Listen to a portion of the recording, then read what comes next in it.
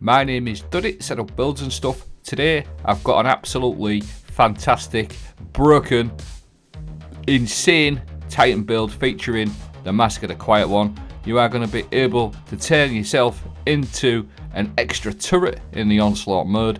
Bang your barricade down. You've got healing on tap via Devour of the newly reworked Mask of the Quiet One. Tommy's Matchbook and Touch of Malice are two highly recommended weapons for this, because you want to get yourself low health to get your Devour, and on top of that cause absolutely humongous damage with both weapons. Stay tuned, I'm going to break it all down. So we'll start off with the Mask of the Quiet One. This recently got reworked. It's got an absolutely fantastic buff.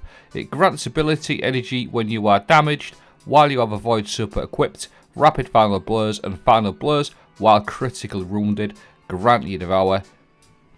Rapid final blows and final blows when you are low health will proc that Devour, and it's just so easy to do with a certain setup. I'm using Touch of Malice in this clip, but I've also got Tommy's Matchbook. Devour, there you go, 15 seconds on tap, just like that, very easy to do. Now, Touch of Malice, I've been banging on about this weapon for seasons. It's so good. It's had so many buffs recently over the last couple of seasons. It's just absolutely brilliant. It feels like a special ammo weapon. The final round in the magazine deals bonus damage drawing from the wielder's life force, and then regenerates itself, rapidly defeating 3 targets, restores health. Guardians of powerful combatants counters more than one defeated target. It's also got the charge with blight on there, where precision hits charge up a blight, which you can fire, which deals an additional 50% for all Weapon of Sorrow weapons, including your own. You can't kill yourself with Touch of Malice anymore. You just can't. That's one of the buffs amongst other damage buffs that got introduced. Something else that also got buffed is overshields. So we're going to run Bastion, cast your super to grant overshield to nearby allies. Casting your barricade grants overshield to yourself, 150 HP, and you can keep regenerating that when you stand behind your barricade. Offensive bulwark, while you have an overshield or inside ward of dawn, your grenade recharges significantly faster. You have increased melee range and damage, and your melee final blows restore a small portion of your overshield, and you gain an additional shield while in Sentinel throw. Turret mode activated. Put your barricade down, 150 HP before you get started. Rapid final blows, or blows when you're at low health, are going to heal you with Devour. Very easy to do. And on top of that, don't forget, you don't have to get rapid final blows with Touch of Malice. You can switch to a heavy weapon and proc that Devour that way as well. But getting yourself down to that one bullet in your Touch of Malice, and it just does so much damage. And like I said, you activate an actual turret. You are plant yourself stationary anywhere you want. Get your Touch of Malice going. You've got your Devour on tap. You've got your offensive bulwark for increased grenade recharge rate as well, which weakens, obviously, which we'll go into as we go. But you can just see the state of it. These enemies just get absolutely destroyed with Touch of Malice, and you like I said, you are an extra turret, except you don't need any scrap. You literally just plant your barricade down anywhere you want, and you've got an absolute crap ton of survivability. For more damage as well as the Touch of Malice, we're going to run concussive reload using a grenade launcher to damage a boss champion. Is going to weaken them. Truth teller, I like to run this one. This has got disruption, break, grave robber, disorienting grenades. This is a good one just for ad clearance anyway. Edge transit with something like spike grenades, frenzy, bait and switch, something like that, auto loading holster. And you can just add a bit of weakening on there with like bosses, champions, etc. via these grenade launchers. And then don't forget, you can also use your Touch of Malice blight as well for an extra 50% damage for yourself. Plus the weakening from your grenade launcher, plus the weakening from your grenade. You can really put out some big damage while you're behind your barricade. So a quick little loop, charge your blight up, 50% extra damage on an already buffed final round in the magazine. You got your grenade launcher for weakening on tap as well. And I mentioned it earlier on, you don't always have to get like so. Just look at that, proc my Devour, few rapid kills. You don't have to be with the Touch of Malice or a weapon. You can just use a heavy weapon just to get a quick double kill, proc like Devour as well.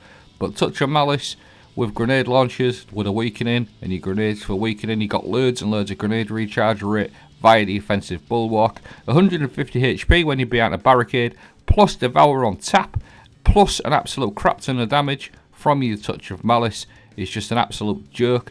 So strong. Now, Echo Vigilance is an absolutely insane fragment to run with this one, because when you defeat a target, when your shields are depleted, it's going to grant you a void overshield, another void overshield, another 150 HP, plus the barricades, plus your Devour on tap, plus weakening left, right and centre. It's just so much survivability, and you'll see that overshield there, that Echo Vigilance kicking in nicely. It's just a perfect fragment. Power from Pain, rapid final blows against weakened combatants, also grant you Devour. This is just an added bonus, so you can just throw your suppressor grenade, and that will also proc your Devour, get a couple of kills either from your suppressor grenade, another grenade, or just a couple of kills while weakened. It's just added bonus. It's just literally Devour on tap.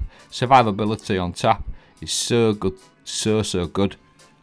What you could also do with this particular build is run a couple of kinetic surges. You don't actually need them for Touch of Malice, but it's always nice to have that bit of extra damage. I like to run 2 kinetic surges with this just to get that extra 17% plus the extra damage that you do. It's not needed, but I just like to stack into a bit more damage, and you can see how much 23k hit with these little things here. It's just absolutely stupid. 2 taps, 1 tap, 2 taps, all these little trash ads, really strong. I've also got some gameplay now to show you it working. In a Lost Sector, I was about 20 levels below in this one, and you'll see again just how easy this Touch of Malice just absolutely rinses these enemies.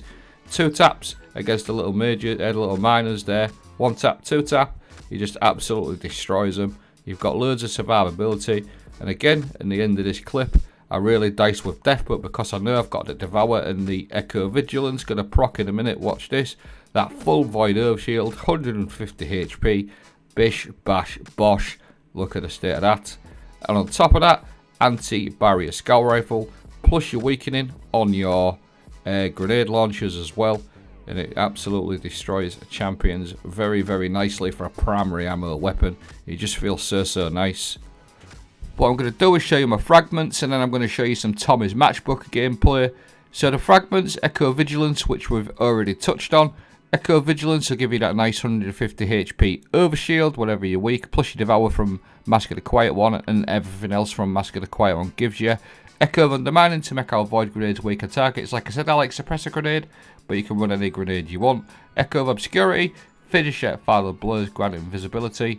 I found this one extremely useful. And then Echo of Persistence to make our invisibility, overshield and Devour have increased duration. Now Tommy's matchbook, we all know what this does. Heat trigger, ignition trigger, sustained fire, overheats it, and it scorches enemies at the same time.